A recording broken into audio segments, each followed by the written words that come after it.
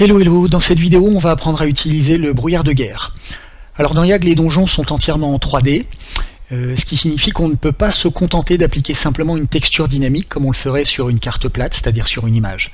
Il va falloir qu'on gère la troisième dimension et à cause de ça on va avoir un certain nombre d'options un petit peu exotiques à examiner. Donc on va démarrer. Alors tout d'abord, si on veut utiliser le brouillard de guerre, il va falloir l'activer, ce qui se fait dans le nouveau panneau qui se trouve dans le menu des options ici. Pour économiser un petit peu les ressources, on peut activer ce brouillard indépendamment sur le donjon ou sur son environnement en fonction de ce qu'on a envie de cacher. On a une ligne ici pour chaque situation et les deux lignes fonctionnent exactement de la même manière. Donc comme vous pouvez voir, on peut activer le brouillard sur le donjon ou sur son environnement ou évidemment sur les deux en même temps. Alors, je vais conserver uniquement le brouillard du donjon pour vous expliquer quelques concepts. Et maintenant que le brouillard est là, on va avoir deux façons possibles de l'utiliser. Tout d'abord, on va pouvoir le peindre manuellement. Ça se fait en cochant la case qui est ici ou en maintenant la touche virgule enfoncée, juste à droite du N. Et quand on fait ça, le curseur se transforme en une sphère qui va être notre pinceau. Donc on peut maintenir le bouton droit de la souris enfoncé pour effacer le brouillard de guerre manuellement, ou maintenir le bouton gauche de la souris pour l'appliquer.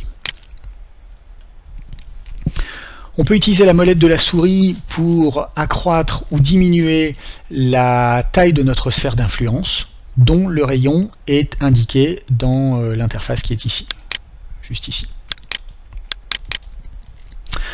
Donc on va pouvoir maintenant s'occuper de la statue qui est là et qui est mal cachée. Et donc pour corriger ça, on va modifier la hauteur des cellules peintes du brouillard de guerre. Donc si je mets un 10 ici, ça veut dire que toutes les cellules que je vais peindre sur le brouillard de guerre vont avoir désormais 10 mètres de hauteur. Et en particulier, si je clique sur la cellule qui cache la statue, vous voyez que la statue est désormais proprement cachée.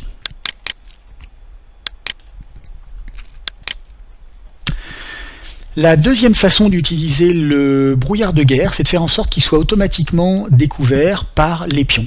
Alors par défaut, les pions n'interagissent pas avec le brouillard, mais ils disposent d'une nouvelle option ici qui se trouve dans le panneau des pions et qui leur permet de voir à travers. Je vais activer la totalité du brouillard et on va pouvoir envoyer notre héroïne marcher dans l'inconnu. Vous voyez qu'elle dévoile la map automatiquement au fur et à mesure qu'elle avance.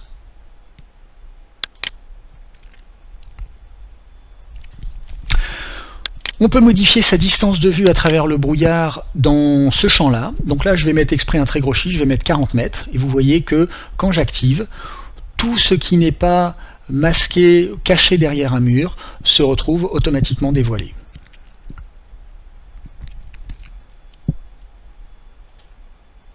Okay. Donc on va revenir à la valeur par défaut ici et on va réinitialiser les visibilités. Alors au passage, vous voyez qu'on a un scorpion ici dans cette pièce et que ce scorpion est masqué par le brouillard. Or, quand vous êtes maître de jeu, vous avez besoin de voir vos pions, vos NPC et vos monstres pour les gérer évidemment. Donc quand on passe maître de jeu, le brouillard de guerre devient transparent, ce qui vous permet de continuer à gérer vos pions sans que les joueurs ne le sachent.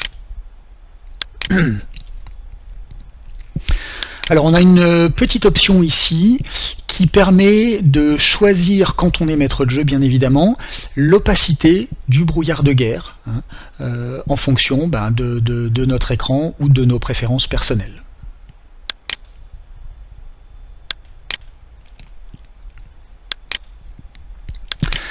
Je peux maintenant vous parler de la deuxième checkbox qui se trouve ici et vous expliquer la différence absolument essentielle entre ces deux boxes-là. Donc la première ici, elle réinitialise totalement le donjon, ça veut dire qu'elle le détruit et qu'elle le recrée, Tandis que la deuxième ici se contente de réinitialiser uniquement la visibilité du donjon. Par exemple ici, si je masque et que je remontre le brouillard de guerre, vous voyez que toutes les modifications que j'avais apportées au brouillard, en particulier les hauteurs, les cellules repeintes avec une hauteur différente sont toujours là et ma statue est toujours correctement couverte. Par contre, si je détruis le donjon, il n'est plus là, il n'existe plus du tout. Ça veut dire d'une part que cette boîte-là n'a plus aucun effet, et d'autre part que je ne peux plus peindre dessus. Ça sert à rien, il n'est plus là. D'accord ? Donc, la deuxième chose, c'est que quand je vais le réactiver, il va être réactivé avec ses options par défaut. Donc ça veut dire que tout ce que j'avais préparé aura été perdu. Vous voyez que la statue ici n'est plus couverte et que la hauteur des cellules est à nouveau la hauteur par défaut du donjon. Donc le message ici, c'est quand vous préparez un brouillard de guerre soigneusement, quand vous voulez réinitialiser sa visibilité, utilisez bien uniquement cette boîte-là et surtout pas celle-là qui sert à le réinitialiser totalement. Voilà. Alors, la hauteur des cellules du donjon, c'est une propriété du donjon, et donc on va la trouver dans l'interface des donjons ici. Donc elle se trouve ici. Donc par exemple, je vais la passer à 15 mètres.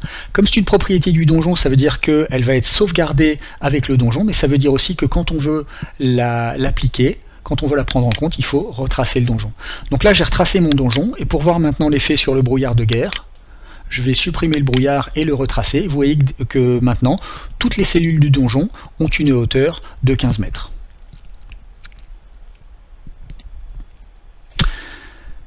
Voilà.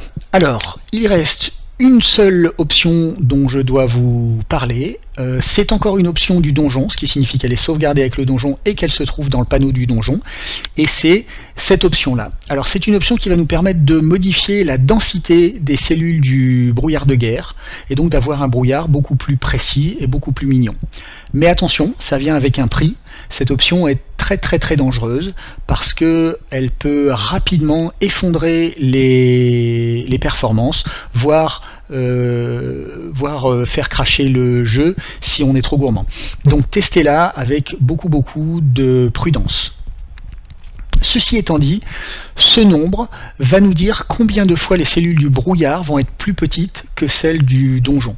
Donc par défaut, c'est une situation 1 pour 1, ce qui signifie qu'on a une cellule du brouillard par cellule du donjon. Si je mets un 2, le brouillard va être 2 fois plus petit, et donc on va avoir 4 fois plus de cellules.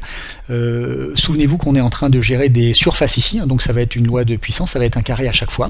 Donc si je mets un 3, les cellules vont être 3 fois plus petites, et donc il va y avoir 9 cellules de brouillard par cellule de donjon. Donc ça va très vite. Alors je vais passer, pour vous montrer ça, je vais passer en mode maître de jeu, encore une fois, ce qui nous permet de voir les cellules plus clairement. Donc voilà, là vous voyez qu'on est encore en 1 pour 1, et donc on a une cellule de brouillard par cellule de donjon. Donc on va passer à 4 ici par exemple.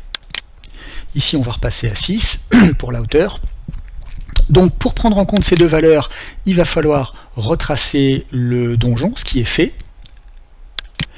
Et pour avoir notre nouveau brouillard de guerre, on va supprimer l'ancien et on va le recréer, ce qui va mettre un petit peu de temps comme vous voyez. Et vous voyez qu'ici, on a un brouillard qui est beaucoup plus précis et beaucoup plus mignon.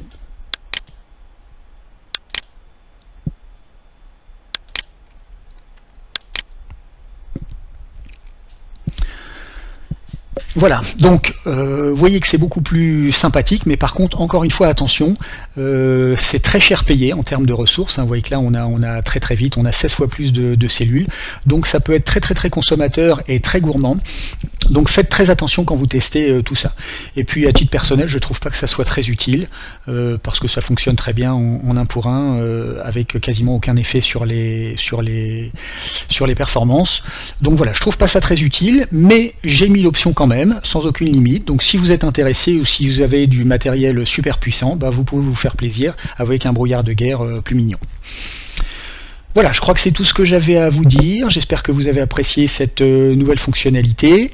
Je vous remercie beaucoup d'avoir regardé cette vidéo. Et puis, si ça vous a plu, on se retrouve dans la prochaine, comme toujours, avec plaisir. Merci beaucoup et ciao!